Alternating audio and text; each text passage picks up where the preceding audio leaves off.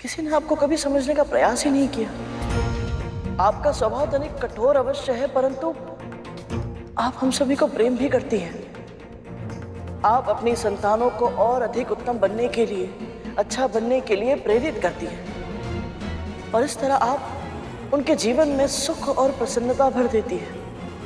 बहुत प्रशंसा कर रहा है, परंतु मैं अच्छी तरह से जानती हूँ कि उनकी दृष्टि में मैं क्या हूँ। ये सब क्या सोचते हैं मेरे बारे में? ऐसा नहीं है माँ।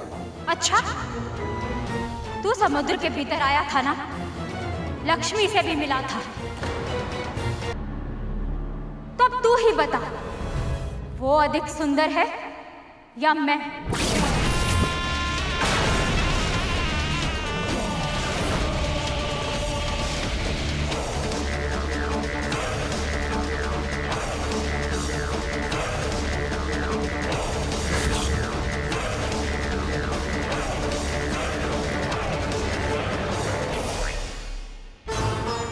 माँ, माता लक्ष्मी आते हुए अच्छी लगती है और आप जाते हुए।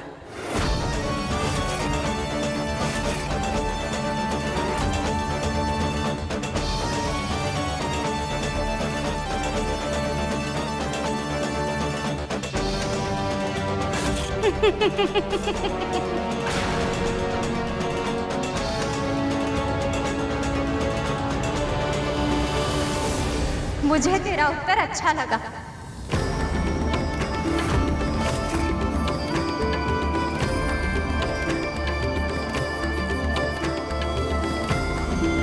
तेरा दुख और दरिद्रता शीघ्र ही दूर हो।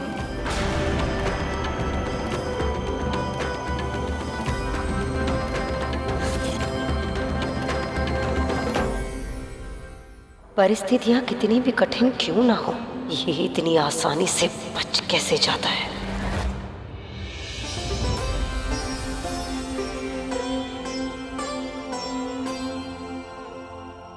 आपका बहुत बहुत धन्यवाद बाबा। आज आपने मेरी और मेरे परिवार की रक्षा कर ली। बड़ी विचित्र प्राणी है तुम। अब तुम लक्ष्मी चली गई, अब क्यों अश्रु बहा रही है? हाँ बाबा, पर ये सब आपके बिना संभव नहीं हो पाता। आप भले ही कितने ही कठोर बन जाएं, कितने ही कटु वचन कह लें, सत्य तो ये है, आज आपने मुझे और मेरे परिवार को बचा लिया। मैं आपकी आभारी हूँ बाबा। तुम कहना क्या चाहती है? जानते हैं बाबा, पहले जब जब मेरा पुत्र मुझसे दूर जाता था, मुझे सदैव विचित्र सा भय लगा रहता था। आशंका की छांव में बीतता था मेरा जीवन। उसके बिना एक क्षण भी मेरे मन को शांति नहीं मिलती थी। पर इस बार आपके यहाँ होने से मुझे वैसा अकेलापन अनुभव नहीं हो रहा। ऐसा लग रहा है जैसे मेरा कोई अपना मेरे साथ है। बस अपना बोलकर संबंधी बनाने की आवश्यकता नहीं है। मुझे रिश्ते नाते मुंह पसंद नहीं है, तभी तो मैं अकेला वन में वास करता हूं। अब क्या बातों से ही मेरा पेट भरेगी? क्या भूख लगी है? कुछ खाने को ला। अभी लाई बाबा।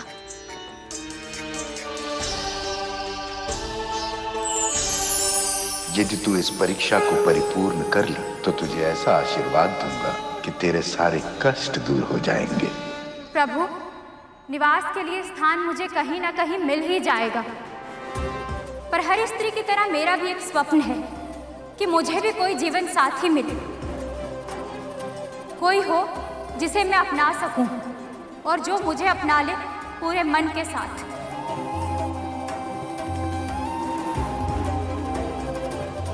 अवश्य देवी, सबकी तरह आपको भी अपना इच्छित वर पाने का अधिकार है।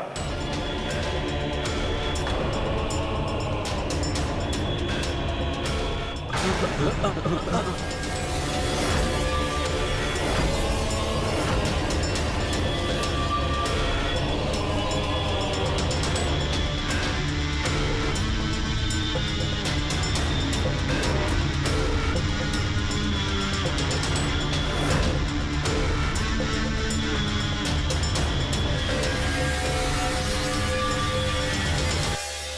से कोई भी मेरे गुण दोषों के साथ मुझे स्वीकार करने के लिए तैयार नहीं है नारायण।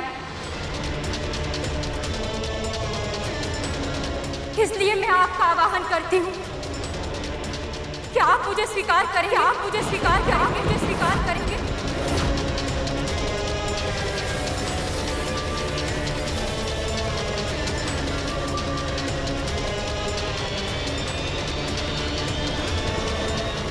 यहाँ आप भी इन सबकी तरह मुझे मेरे कथन को अन्यथा मत लीजिएगा देव, पर विवाह तभी करना चाहिए जब वर और वधू तन, मन और आत्मा से एक हो।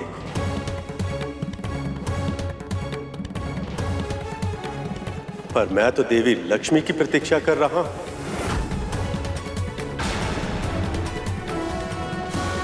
छोटी बहन का सौभाग्य बड़ी बहन का दुर्भाग्य नहीं बन सकता नारायण। मुझे भी ऐसा ही वर चाहिए जिसमें आपका अंश हो। मैं आपकी ये इच्छा पूर्ण करने में असमर्थ हूं देव, पर मैं आपको दिव्य दृष्टि का वरदान अवश्य दूंगा, जिसकी सहायता से आप अपने लिए योग्य और उपयुक्त वर ढूंढ पाएं।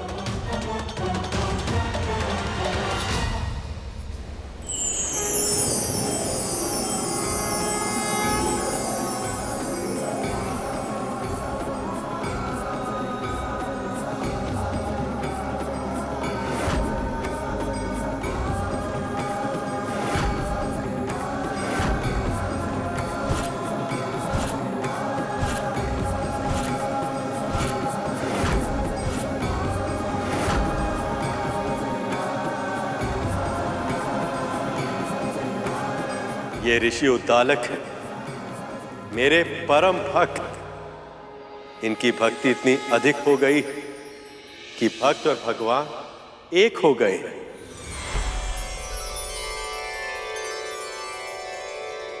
ये मुझे स्वीकार है नारायण।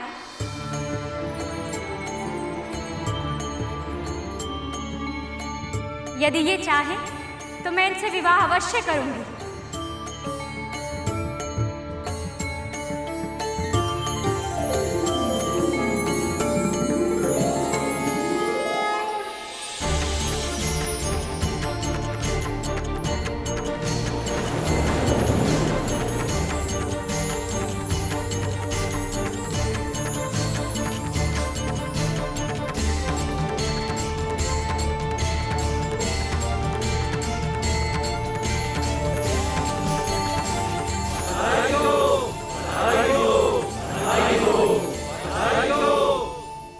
आपका जीवन शुभमय हो लक्ष्मी।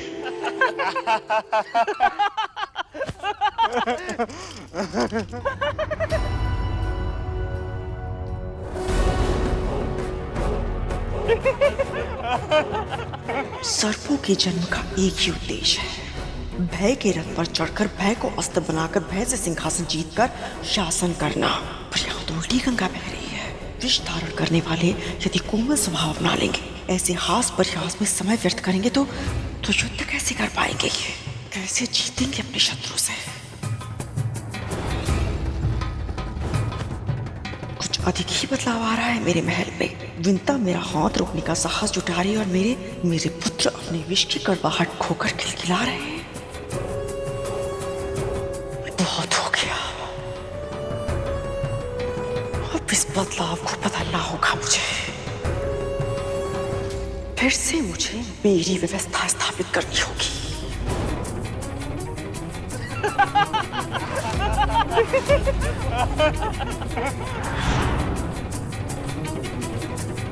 प्रभु आपकी कृपा से मंथन फिर से आरंभ हो गया।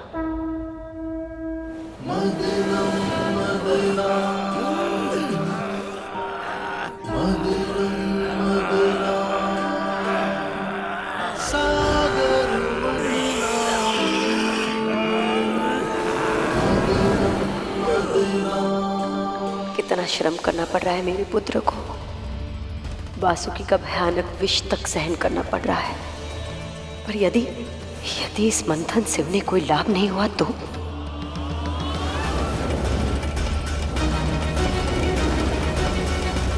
बलि,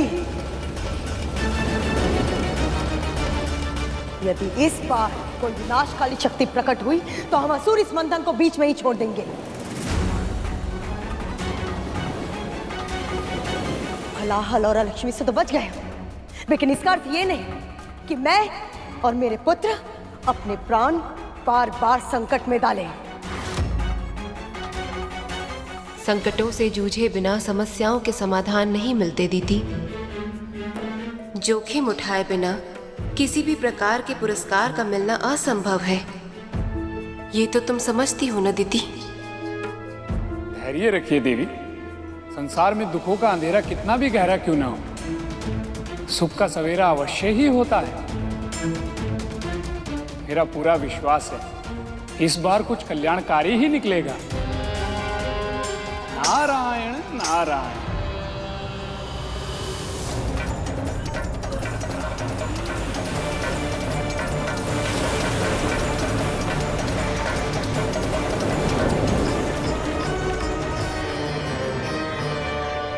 प्रभु,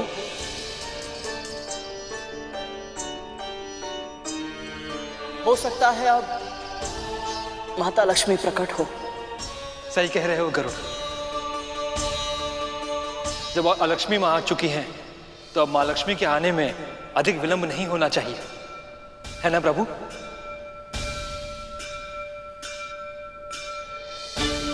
आपकी आंखें आपके मन का दर्पण है प्रभु। ये बता रही है कि अपनों के आने की प्रतीक्षा करना कितना कठिन होता है। मेरी माँ भी ऐसे ही मेरी प्रतीक्षा कर रही होंगी। एक बार माता लक्ष्मी आ जाए तो कुछ देर के लिए मैं अपनी माँ के दर्शन कराऊंगा। मेरे बिना वो न जाने कैसी होंगी। बस बड़ी माँ और उनके नाग पुत्र माँ को अधिक सता ना रहे हो। जब विंता का महाबलशाली पुत्र उसके साथ था तब भी उसने कभी इस तरह मेरा अनादर करने का, मेरी आज्ञा की अवहेलना करने का साहस नहीं किया, बल्कि अपने पुत्र को सदैव एक ही शिक्षा दी, मेरे हर अच्छे बुरे हर आदेश का सम्मान करने की शिक्षा। तो फिर अब अचानक ऐसा क्या बदल गया कि वो मेरे सामने दृष्टि उठाकर बात करने लगी? आप बिल्कुल सही सोच रही हैं माँ। कुछ तो निश्चित रूप से बदला है। तुम्हें मेरे मन की बात कैसे पता चली? माँ, यदि माँ अपने पुत्रों के मन की बात पढ़ सकती है तो पुत्र भी तो अपनी माँ का मन पढ़ सकते हैं। आप तो बस ये सोचिए कि हमारे आसपास का वातावरण कब से बदलने लगा। हाँ माँ, यदि ये पता चल जाए तो हो सकता है कि आपको ये स्वयं पता चल जाए कि हमारे इस महल में जो भी कुछ घट रहा है उसका सही कारण क्या है। सही कह रहे हो तुम दोनों। आपको जो दंड देना है मुझे दे दीजिए, पर उन बाबा को जाने के लिए नहीं कह सकती मैं। अब बताएगी भी? बात क्या है? बाबा को पौष्टिक आहार चाहिए महारानी। उस बुढ़े में अवश्य ही कुछ बात है। जब से वो आया है इस विंता का मनोबल भी बढ़ गया है और हम सब मिलकर भी उसे कुटिया से बाहर नहीं निकाल पा रहे हैं। क्या हुआ? फेंक दिया उस बूढ़े को बाहर? उसे महल से बाहर फेंकना तो दूर की बात है माँ, हम दोनों उस मायावी के आसपास भी नहीं पहुंच पा रहे माँ। जब से उस बुढ़े ने इस महल में प्रवेश किया है तब से ही सारी गड़बड़ चल रही है। कुछ दिन पहले मुझे भी एक तीव्र झटका लगा था। अवश्य वो बुढ़ा सारी समस्या की जड़ है। समस्या की जड़? नहीं नहीं माँ, वो तो समाधान। माँ, इसके कहने का अर्थ है समस्या की जड़ तो आपने ढूंढ ही ली है, अब समाधान भी मिल ही जाएगा। इस महल में जो भी कुछ घट रहा है उसका कोई ना कोई संबंध उन बाबा के इस महल में आने से ही है। विंता ऐसे ही किसी को मार्ग से उठाकर अपनी कुटिया में नहीं लाएगी, और जितना यत्न के साथ वो उसकी सेवा कर रही है, कोई ना कोई कारण तो अवश्य है, कोई उद्देश्य या कोई छुपा हुआ लक्ष्य। और वो क्या है मैं जान कर रहूंगी। और यदि सच में वो बाबा चमत्कारी है तो उसका आशीर्वाद मुझे मिलेगा, उस विंदा को नहीं।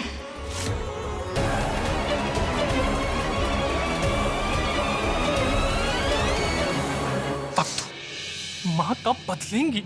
अरे धूमल, ये बोल माँ कब सुधरेंगी?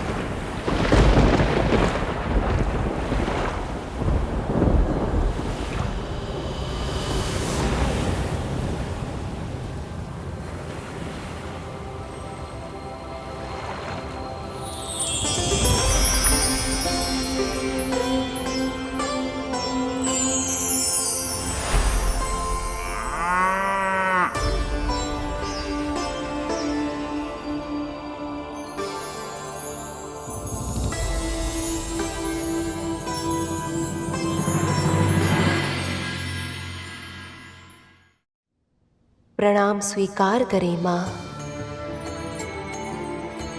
प्रभु, ये गौ माता कौन है और इनमें इतना विशेष क्या है कि इनके प्रकट होते ही वातावरण में अभूतपूर्व शुद्धता और शांति व्याप्त हो गई?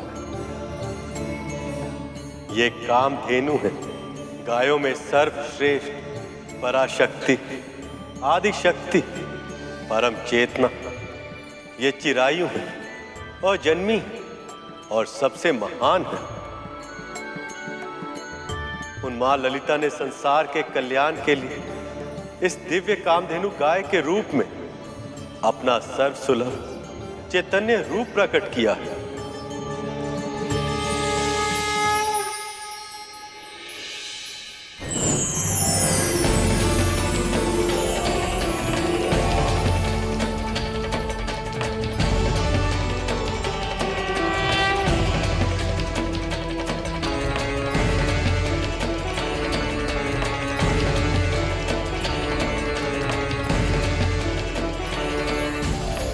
इनके विशेष लक्षण क्या है प्रभु? कामधेनु की रीढ़ की हड्डी पर सूर्य केतु नाड़ी होती है, जो हानिकारक विकिरण को समाप्त कर वातावरण को स्वच्छ करती है। इसके साथ साथ ये नाड़ी गाय के तन में स्वर्ण का निर्माण भी करती है, जो उनके दूध, मूत्र और गोबर से सहज ही प्राप्त किया जा सकता है। हम दूध और मूत्र का उपयोग करते हैं और गोबर खाद के रूप में खेतों में उगने वाले अनाज के माध्यम से हमारे तन में प्रवेश करता है। इनकी पूंछ भूमि को छूती है और स्त्रियों की चोटियों के समान सदैव गुथी ही होती हैं। हिंसा का संदेश देने वाले इनके ये सींग सदैव उल्टे ही होते हैं और इनकी आंखों से प्रतिपल प्रतिक्षण आंसू बहते ही रहते हैं, जो करुणा का प्रतीक होते हैं। कामधेनु की अस्थियों में पर्वत और मज्जा में यज्ञ स्थित होते हैं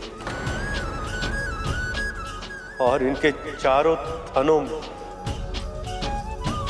4 महासमुद्र होते हैं।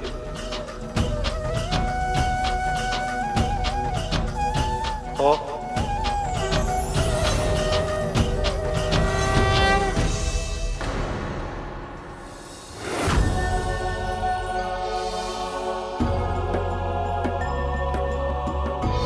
प्रभु,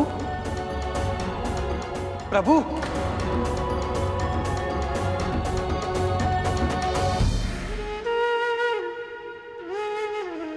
क्या हुआ प्रभु? आप अचानक कितने भावुक क्यों हो गए? नारायण भावुक इसीलिए हो गए क्योंकि कामधेनु के पिछले भाग में देवी लक्ष्मी का वास होता है।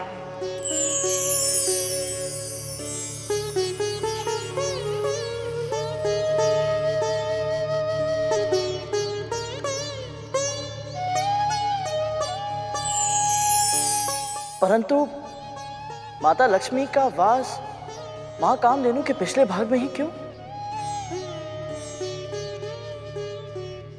मैं बताती हूँ। जब मैं साकार रूप में कामधेनु बनकर अवतरित हुई,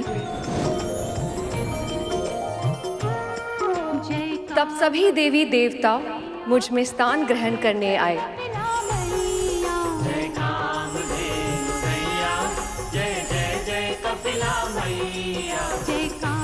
जो सबसे पहले आया उसे अपनी इच्छा अनुसार स्थान मिल गया। मेरे इस कामधेनु अवतार के सींगों के जड़ों में सदैव प्रजापति ब्रह्मा और महाविष्णु प्रतिष्ठित होते हैं। सींगों के अग्र भाग में सभी चराचर और तीर्थ स्थित हैं। मध्य भाग में स्वयं महादेव, ललाट में गौरी, नासिका में कार्तिकेय और आँखों में सूर्य और चंद्र स्थित है।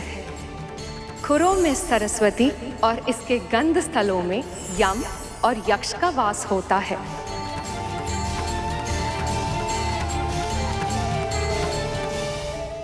प्रणाम माँ। माँ, मुझे भी अपने इस कामधेनु रूप में कोई स्थान दे दीजिए। आपको विलंब हो गया देवी। अब तो सभी ने अपना मन वांछित स्थान चुनकर निवास करना आरंभ भी कर दिया है। कोई तो उपाय होगा, मुझे कहीं भी कोई भी स्थान दे दीजिए। मैं तैयार हूँ माँ। माँ, मैं आपके साथ निवास करना चाहती हूँ। मैं समझती हूँ, परंतु इस संसार में सबसे अधिक वंदनीय आप हैं माँ। यदि आज आपने मेरा अनादर किया तो सृष्टि में कभी भी कोई मुझे सम्मान नहीं देगा।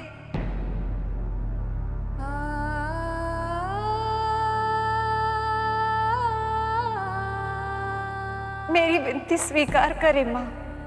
मुझे स्वीकार है देवी। आज से आप मेरे पृष्ठभाग में निवास करेंगी। मेरे मूत्र और गोबर को भी शुभ माना जाता है और अब आपके निवास के कारण ये मनुष्यों के लिए और भी अधिक हितकारी होगा।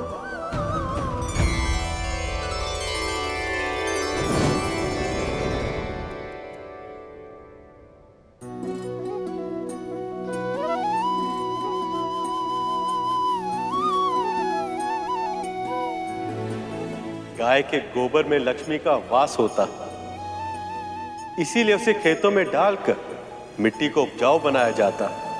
घर की दीवारों में उसका लेप लगाकर उन्हें स्वच्छ बनाया जाता और चौके में चूल्हे में डालकर उसे शुद्ध किया जाता है।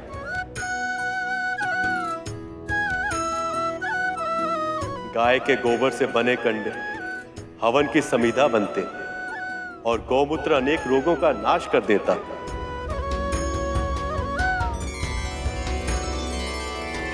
भविष्य में स्वयं मैं भी एक अवतार लूंगा जिसमें ना केवल मुझे गौ सेवा का पुण्य अर्जित होगा, बल्कि मैं माखन चोर भी कहलाऊंगा।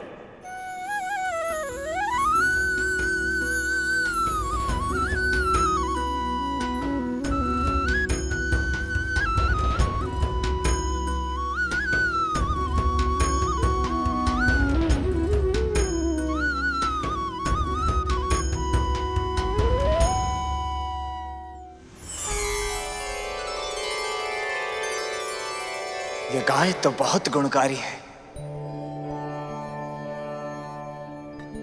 पर यह मिलेगी किसे? और किसे रहा, हम असुरों को ही मिलेगी। असुर सम्राट, विश्व विजेता।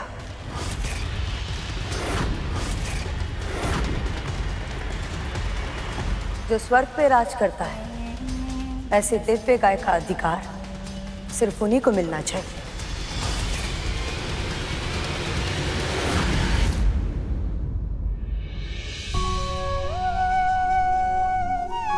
लीजिए। तनिक इसमें शहद मिला दे। जी।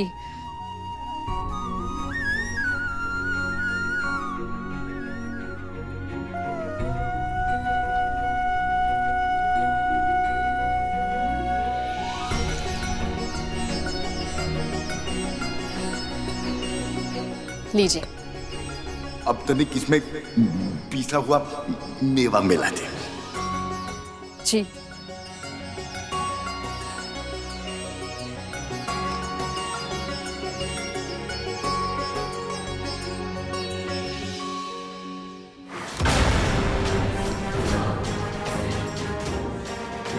स्वयं तो मेरी दया पर जीवित रहती है, इस बुड्ढे की राजसी इच्छाएं तो ऐसे पूरी कर रही है जैसे दासी नहीं महारानी हो।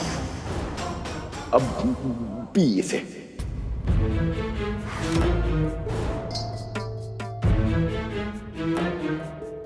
एक बार बोला तो सुनाई नहीं देता क्या? मैंने कहा पी इसे। बाबा, ये तो मैं आपके लिए बचपन में इसी तरह दूध पीना अच्छा लगता था ना तुझे?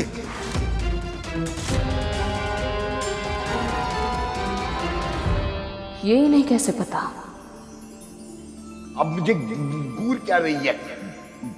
P P.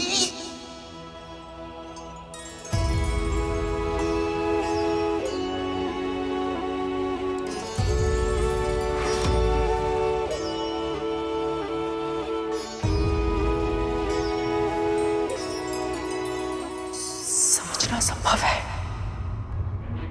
कौन किसकी सेवा कर रहा है।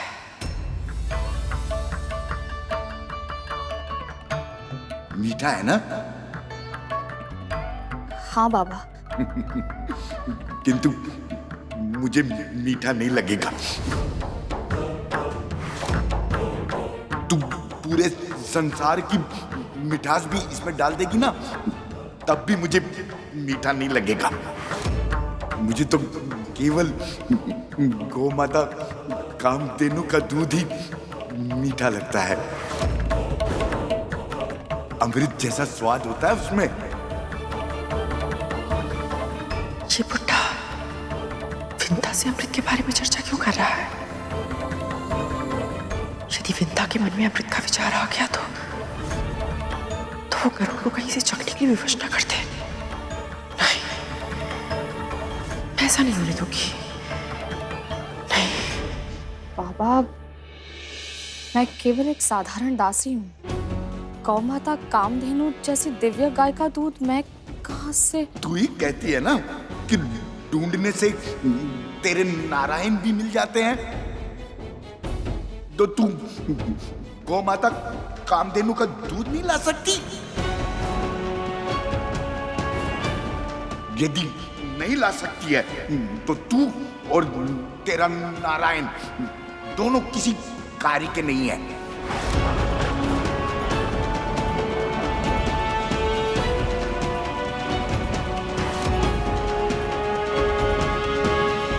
दूध भी मुझे मिलेगा और इस बुड्ढे का आशीर्वाद भी।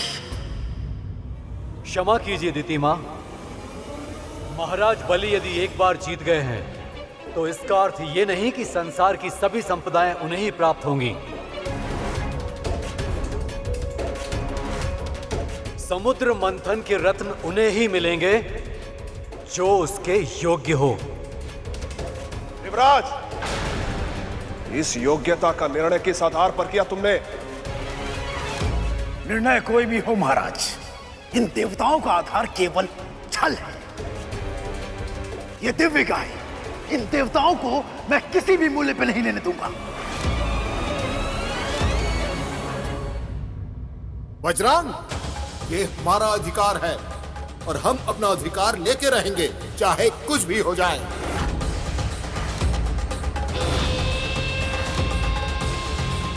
अगर कहीं फिर से इस मंथन में कुछ अवरोध आ गया तो? कामधेनु का दूध? हाँ, उस बुड्ढे के अनुसार कामधेनु का दूध अमृत के समान होता है और वो दूध मुझसे पहले उस विंता को मिल जाए, ऐसा मैं नहीं होने दूंगी, किसी मूल्य पर नहीं। इसलिए जाओ, कुछ भी क्यों ना करना पड़े, मेरे लिए गाय का दूध लेकर आओ। पर माँ, हमको तो ये भी नहीं पता वो गाय मिलेगी कहाँ। नहीं पता है तो पता करो। एक सहस्त्र पुत्रों का वरदान मैंने इसलिए नहीं मांगा था कि उनके होते हुए भी सारी समस्याओं का समाधान मुझे स्वयं करना पड़े। कर उनको देखा है वो कैसे मेरे लिए सूर्य पुष्प लेकर आया था। इसलिए तुम लोग जाओ और मेरे लिए गाय का दूध लेकर आओ। जाओ।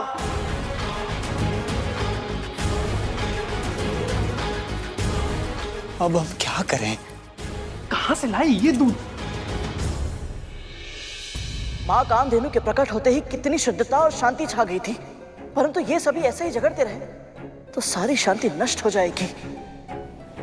इससे पहले कि आप सभी ये निर्णय करें कि ये दिव्य कामधेनु गाय किसे मिलनी चाहिए, आप सभी को ये जान लेना चाहिए कि जो भी इसकी सेवा करेगा वो पूरी तरह से सात्विक हो जाएगा।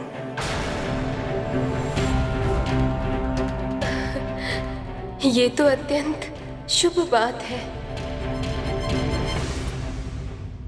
नारायण नारायण, यदि असुर भी सात्विक हो गए तो ये संसार तो पूरी तरह बदल जाएगा। नारायण नारायण। मेरे पुत्र तो बहुत शक्तिशाली हैं। यदि ये सात्विक हो गए तो उनकी शक्ति और प्रतिष्ठा का कोई अर्थ नहीं रहेगा। नारायण नारायण, यदि असुर भी सात्विक हो गए तो ये संसार तो पूरी तरह बदल जाएगा।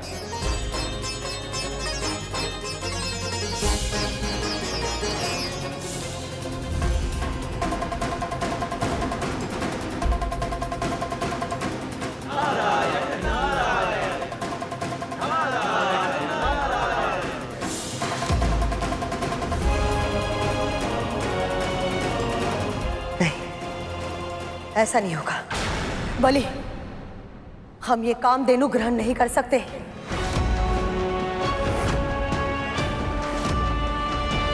कहीं इसके कारण तुम सात्विक बन गए तो तुम तो स्वर्ग दान में दे दोगे।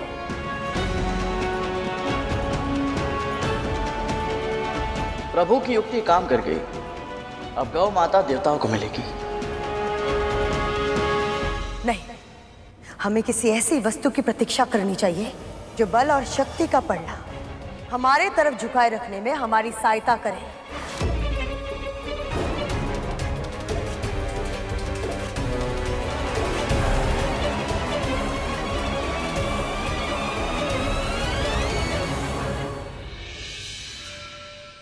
गौ माता की सेवा गौ भक्त करें, इससे उत्तम और क्या हो सकता है।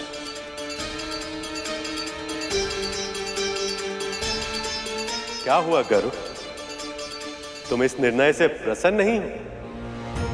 मैं इस बात से प्रसन्न हूं प्रभु कि गौ माता उन दुष्ट असुरों के पास नहीं गई जो सबको सताते हैं, जिनकी प्रवृत्ति ही दुष्ट है। हाँ, तो न जाने क्यों मेरे मन में संदेह हो रहा है प्रभु कि गौ माता इनके पास जाने के बाद प्रसन्न नहीं है। इतना जानते हो तुम गौ माता के मन को? ऐसा नहीं है प्रभु, मैं तो केवल इतना ही जानता हूं कि मां कामधेनु की आंखों में आंसू तो सदैव रहते हैं, परंतु आज इन आंसुओं में वो प्रसन्नता नहीं दिखाई दे रही जो तब दिखती है जब बहुत लंबे समय के बाद मैं अपनी मां से मिलने जाता हूं और वो अपनी आंखों में आंसू भरकर मुझे निहारती है।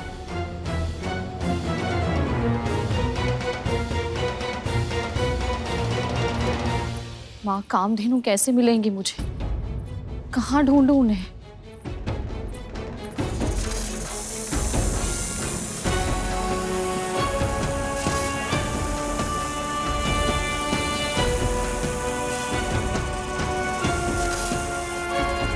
ये इतने सारे नाग एक साथ कहाँ जा रहे हैं?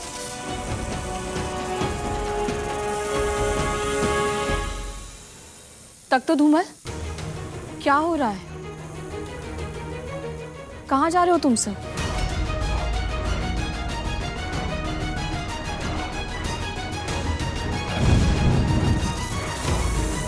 ये दोनों ऐसे लुप्त क्यों हो गए? हे नारायण, अब आप ही कोई मार्ग दिखाइए।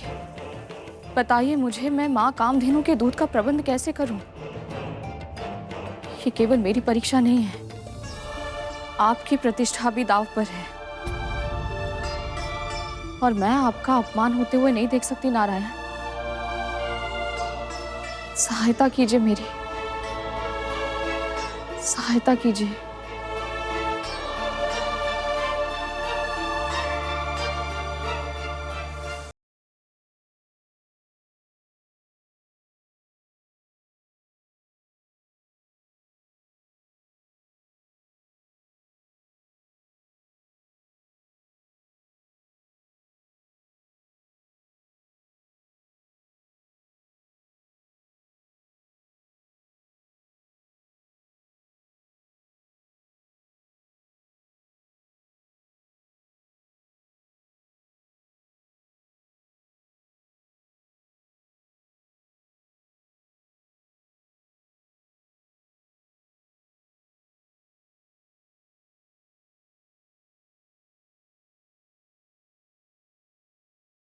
प्राप्त हो तो उसे ब्राह्मण और ऋषियों को दान देना चाहिए। इसलिए हम आपको दान देने आए हैं। आज्ञा दीजिए मां। धन्यवाद मां।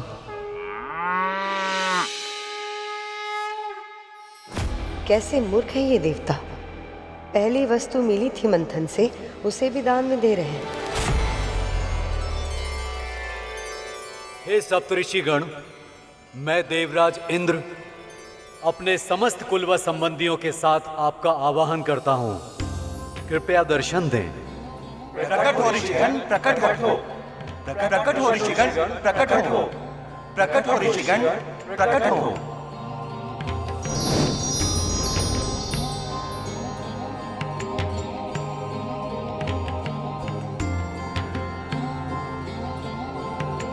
कल्याण।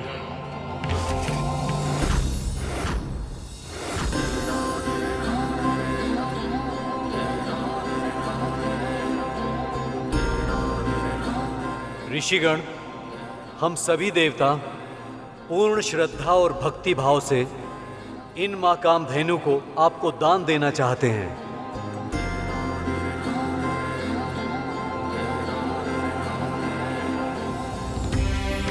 कृपया इन्हें स्वीकार कर हमें कृतार्थ करें। देवराज, प्रभु विष्णु की भक्ति और ऋषियों को दिया हुआ दान कभी व्यर्थ नहीं जाता। समुद्र मंथन के इस महान यज्ञ में आप सबको सफलता प्राप्त हो।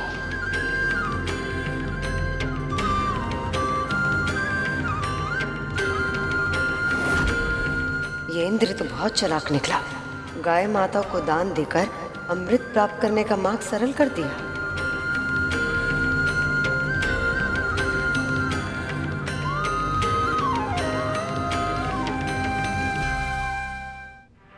ये देवता भी विचित्र हैं।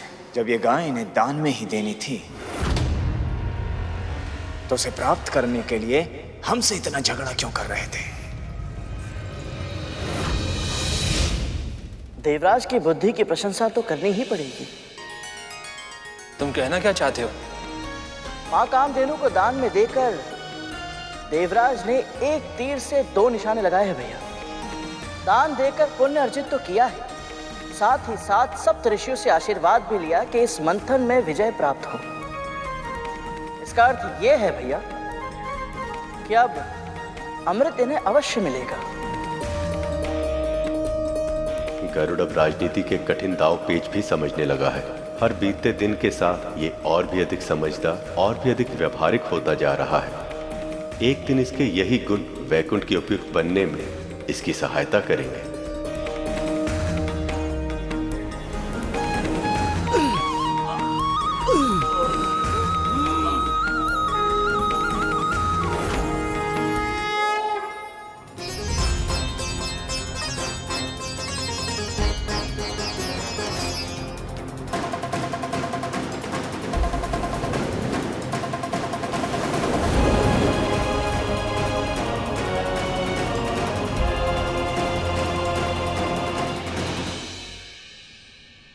माँ कामधेनु के प्रकट होने के बाद से इनका उत्साह बहुत ही अधिक बढ़ गया प्रभु।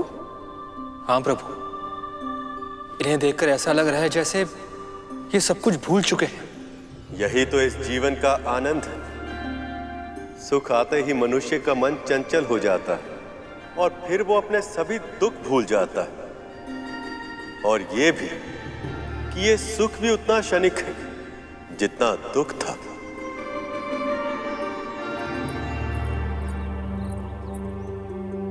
मुझे क्षमा कीजिए बाबा, मैं आपके लिए गौमाता कामधेनु का दूध लाना तो दूर, ये तक नहीं समझ पा रही हूँ उनकी खोज कहाँ से आरंभ करूं। अच्छा बता, गौ माता से हमें क्या क्या प्राप्त होता है? गाय के दूध से नारायण का अभिषेक होता है, उससे जो दही बनता है उसे अन्न में मिलाकर नारायण के लिए प्रसाद बनाया जाता है। उनके घी से सभी अनुष्ठान पूरे होते हैं। और इन सब वस्तुओं का सबसे अधिक प्रयोग कहाँ होता है? किसी ऋषि के आश्रम में। स्वामी, मेरे स्वामी महर्षि हैं।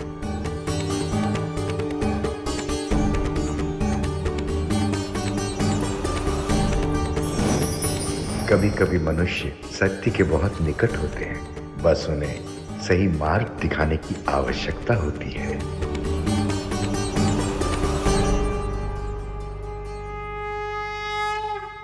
मैं दक्ष पुत्री विंता अपने स्वामी प्रजापति महर्षि कश्यप का आह्वान करती हूँ। कृपया दर्शन दें।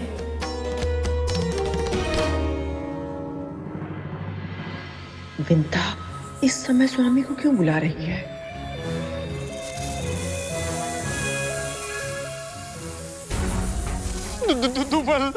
हमारे अन्य भाई तो रिक्त हाथ ही वापस चले आए। आज तक तो यदि गुरु दत्तात्रेय को दूध नहीं मिला तो ये तो क्रोधित होंगी, और यदि विंता माता को पहले दूध मिल गया तो माँ हमारी जो दशा करेगी उसकी तो कल्पना भी असंभव है। तो फिर अब हम क्या करें? तब तो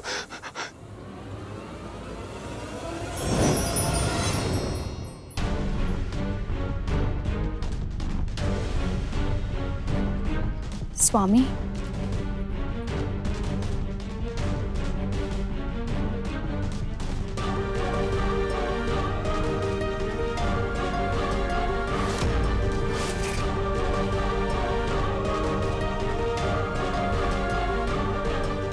स्वामी, मैंने आपको कष्ट इसलिए दिया क्योंकि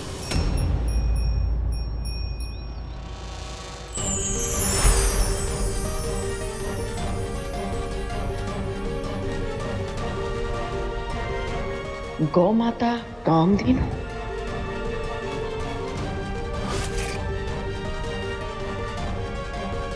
माँ कामधेनु। स्वामी ने पुनः विंता का साथ दिया।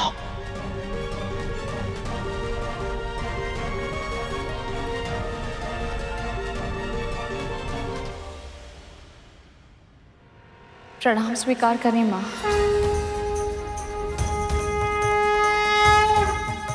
मैं केवल अपने पुत्रों की प्रसन्नता चाहती हूँ, आशीर्वाद दीजिए। एक विनती और है माँ, एक बूढ़े बाबा को आपके दूध की आवश्यकता है, आज्ञा दीजिए। एक बार फिर विंता जीत गई। अब इस दूध की सहायता से उस बुढ़े बाबा का आशीर्वाद उसे ही प्राप्त होगा। आज फिर से स्वामी ने उस विंता का साथ दिया। माँ, अब ये सब सोचकर क्या लाभ? क्रोध मत कीजिए ना। क्रोध ना करो। एक तो तुम दोनों ने कुछ किया नहीं, और ऊपर से स्थिति की गंभीरता को नहीं समझ रहे हो। तुम दोनों नहीं जानते एक छोटी सी घटना का कितना बड़ा मूल्य चुकाना पड़ेगा। देवताओं और दानवों को अमृत मिलने वाला है। यदि वो करुण किसी भी कारणवश और भी अधिक शक्तिशाली हो गया तो मेरे पुत्रों को सर्वश्रेष्ठ बनाने का मेरा स्वप्न सदैव सदैव के लिए अधूरा रह जाएगा।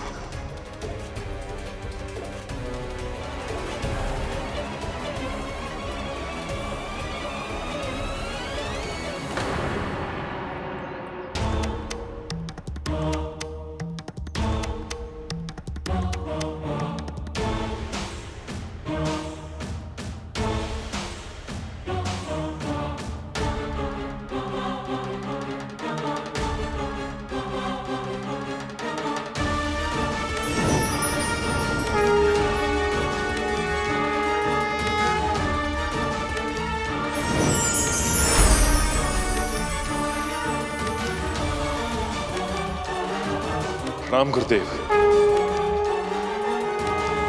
कल्याण। प्रभु, इस प्रकार यहां आकर मेरे परिवार को आशीर्वाद देने के लिए आपका कोटि कोटि धन्यवाद। मुझे तो आना ही था। आप तो जानते ही हैं, अब समय आ गया है कि विंता और गरुड़ को उनकी परिस्थितियों से मुक्त कराया जाए, ताकि गरुड़ अपनी नियति को पाने की दिशा में आगे बढ़ सके। मैं यहां रहकर विंता के धैर्य और उसकी श्रद्धा की परीक्षा ले रहा हूं। अब शीघ्र ही विंता को उसकी सेवा का और कद्रू को उसके कर्मों का फल मिलेगा।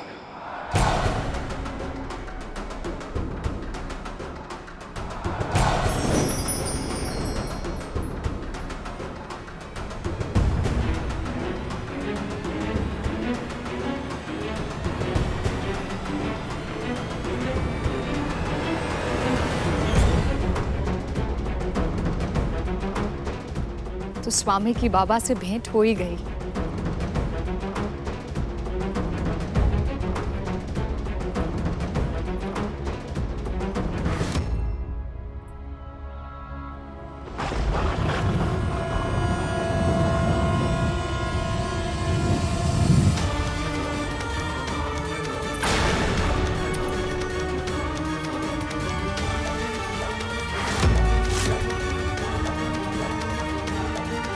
ये दिव्य प्रकाश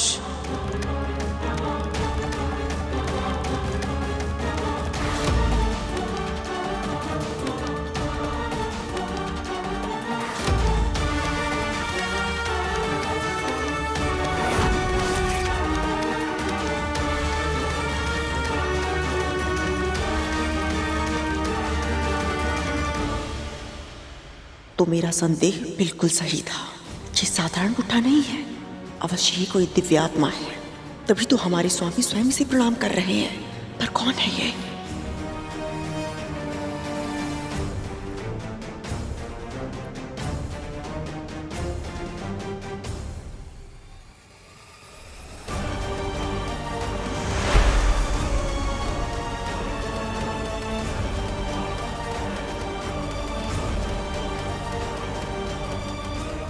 बाबा, ये लीजिए कामधेनु का दूध।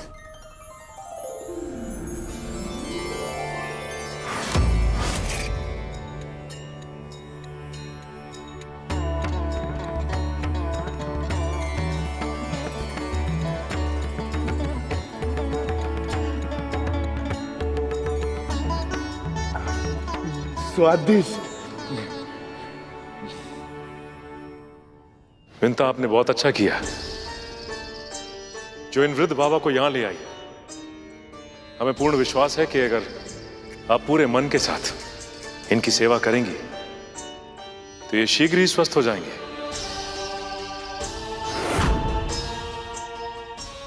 मैं चलता हूं।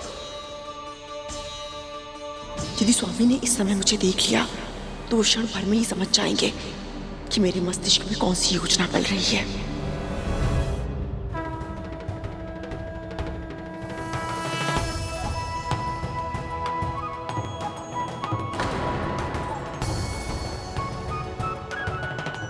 यदि इन बाबा में कुछ विशेष है तो स्वामी ने कुछ कहा क्यों नहीं?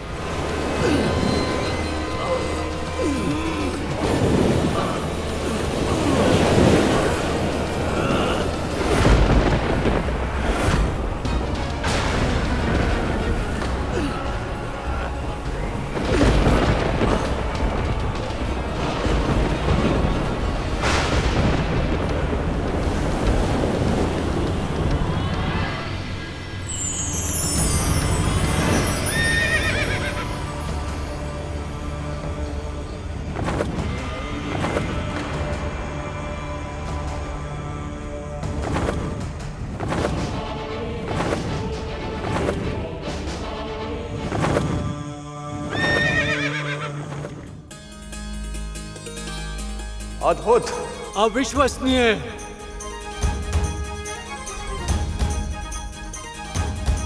इसके रूप ने तो सभी का मन मोह लिया। कौन है ये पशु?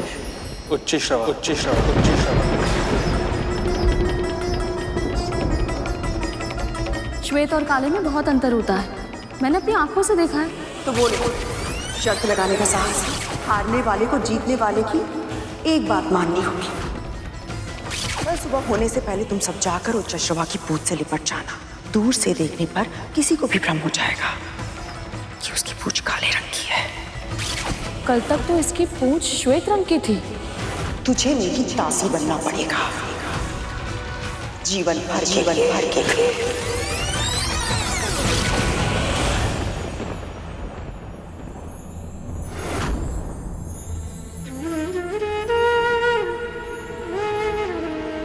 तो यही वो अश्व है जिसके कारण मां को दासत्व स्वीकार करना पड़ा था। विंता,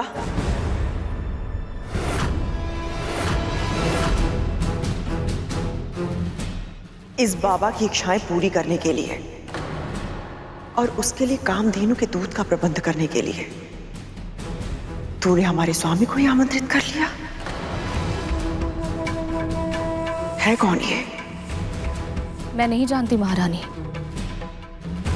मैं तो बस इन्हें एक असहाय रोगी समझकर यहाँ ले आई थी, पर लगता है कि ये कोई पुण्य आत्मा है, तभी तो हमारे स्वामी इन्हें प्रणाम कर रहे थे। इसकी बातों से स्पष्ट है कि इसे पता ही नहीं है कि ये बाबा कौन है, कोई सिद्ध पुरुष है या साधारण भिखारी। बालासन, बालासन, बालासन तुझे प्रतिदिन करना होगा। मैं तो कहती हूं अभी कर, इसी समय। महारानी अभी?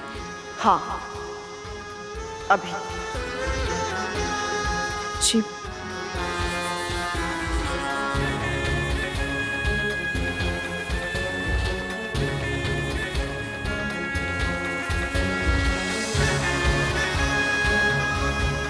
तेरा स्थान मेरे चरणों में है, क्योंकि तू मेरी दासी थी, है और सदैव रहेगी।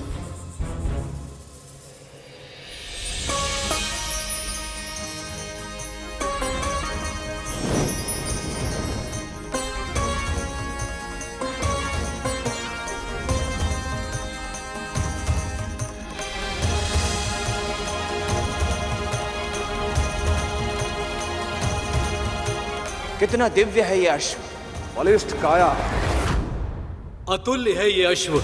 यदि इस पर किसी का अधिकार संभव है तो केवल हम असुरों का। दिव्य प्राणी केवल दिव्य देवताओं के पास ही होना चाहिए। तुम देवता दिव्य नहीं, भिक्षुक हो, भिक्षुक। संजीवनी विद्या की सहायता के बिना युद्ध जीत कर दिखाते, तब तुम्हें कहने का अधिकार होता।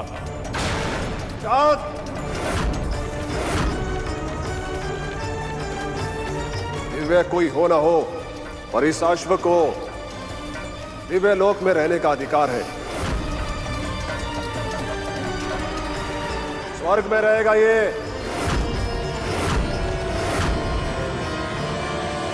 तुम्हें क्या लगता है गरुड़, किसे मिलना चाहिए ये घोड़ा?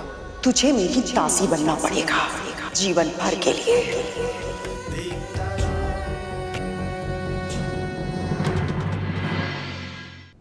इसे क्या हुआ प्रभु? स्मृति दो धारी तलवार होती है शेष। कभी कभी ये मनुष्य में ऐसी भावना जगा देती है जिससे व्यक्ति अपनी नियति प्राप्त कर पाता, तो कभी कभी ये व्यक्ति को बंदी बना लेती। गरुड़ का मन उच्चश्रवा को देखकर ऐसी ही स्मृति में घिर गया और अस्थिर हो गया है।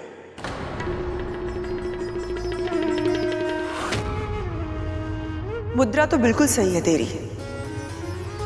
ऐसे ही नित्य किया कर। कहते इसे करने से दृष्टि तीव्र होती है, और तुझे तेरी दृष्टि तीव्र करने की बहुत अधिक आवश्यकता है। तूने दूर से देखा और तुझे लगा हमारे स्वामी महान ऋषि उस बाबा को प्रणाम कर रहे हैं। ध्यान से देख विंता, वो उस बाबा को नहीं, जबकि उनके पीछे रखी उस मूर्ति को प्रणाम कर रहे थे।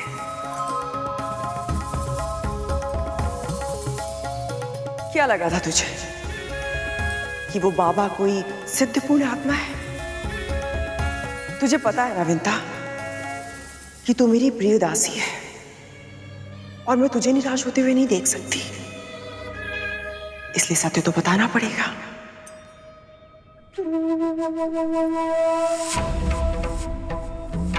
वो बुड्ढा कोई पूर्ण आत्मा नहीं है।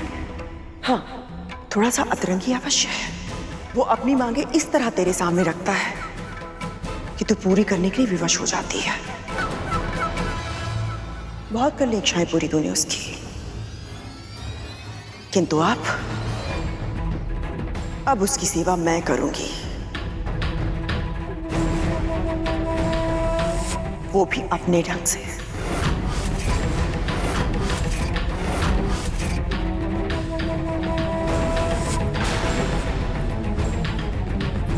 अचानक से इन्हें क्या हो गया? एक और ये कह रही हैं कि ये कोई पुण्य आत्मा नहीं, फिर भी मुझे रोककर खुद उनकी सेवा करना चाहती है। पहले गाय आप सबको मिली थी देवराज, और अब यश हमें मिलना चाहिए। माँ कामधेनु हमारे पास नहीं है राहुल, आप सबके सामने हमने उन्हें दान दे दिया है। ये तुम्हें पहले सोचना चाहिए था देवराज इंद्र। जब भीख मांगने की स्थिति हो तो दानवीर नहीं बनना चाहिए। वचनों के तीर भी कुछ कम घायल नहीं करते। शाबाश मेरे पुत्रों, शाबाश। यदि ये उच्चेश वहां असुरों को नहीं मिला तो हमें ये समुद्र मंथन यही छोड़ देंगे। इस प्रकार वाद विवाद में फंस गए तो ये समस्या नहीं सुलझेगी, ये झगड़ा बढ़ता ही जाएगा। हे नारायण, न्याय कीजिए।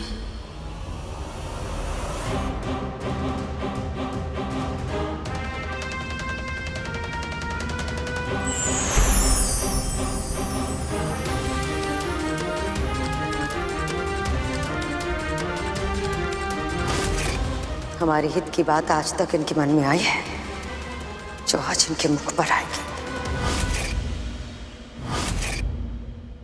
उच्च श्रवा उसे ही मिलना चाहिए जो उसे साध पाए।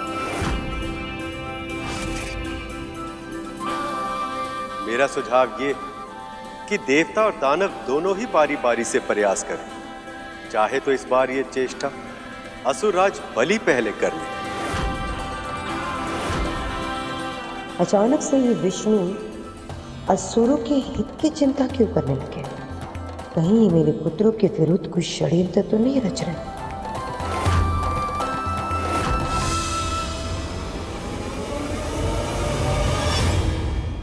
पक्षीराज गरुड़ के साहस भरे कारनामे देखने के लिए चैनल को सब्सक्राइब करें और साथ ही बेल आइकॉन दबाना न भूलें।